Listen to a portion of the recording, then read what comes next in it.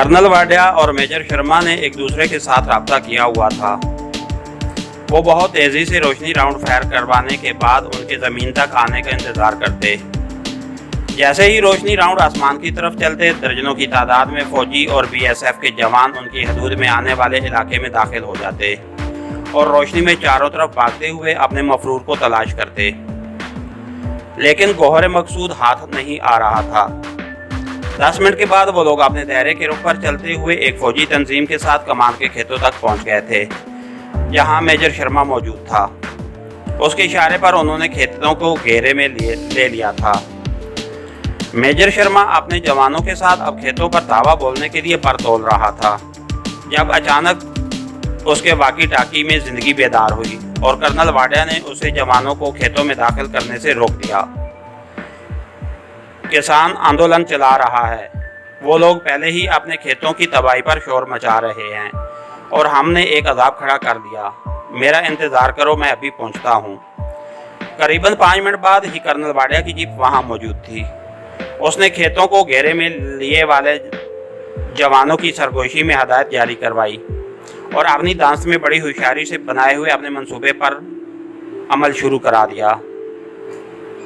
जैसे कि कर्नल वाडिया की तरफ से सिग्नल मौसूल हुआ, खेतों को घेरे में लेने वाले जवानों ने परेड के से अंदाज में अपने पांव से जोरदार धमक पैदा करते हुए उनके गिर्द चक्कर की सूरत में भागना शुरू कर दिया। इस दरमियान वो ऊंची ऊंची आवाज में चिल्लाते हुए इस तरह तासुर दे रहे थे जैसे वो खेतों पर धावा बोल रहे हों। कर्नल वाडिया के जहन में शायद ये बात थी कि इस तरह की भाग दौड़ से घबराकर जमशेद अंदर छुपा हुआ है तो बाहर आ जाएगा या कम से कम उठकर भागेगा, लेकिन इस मर्तबा हमेशा की तरह उसकी जंगी चाल गलत हुई। इस तरह की भाग दौड़ और चीख पुकार से खेतों में छुपे 2-3 गीदड़ और सूर घबराकर जरूर भाग निकले। उनके यकदम भागने से जो हलचल पैदा हुई उसने जवानों को ही नहीं मेजर शर्मा को भी बुखलाकर रख दिया। फायर! मेजर शर्मा ने चीखकर हुक्म दिया। दूसरे ही लम्हे भागते हुए जवान रुक गए। उन्होंने अपने हाथ में पकड़ी हुई राइफल से फायर के लिए बिल्कुल तैयार गनों का रुख खेतों की तरफ किया और दीवानावार गोलियां बरसाने लगे। कर्नल वाडिया चंद गज दूर खड़ा उनकी बुखलाहट पर तिलमिला रहा था।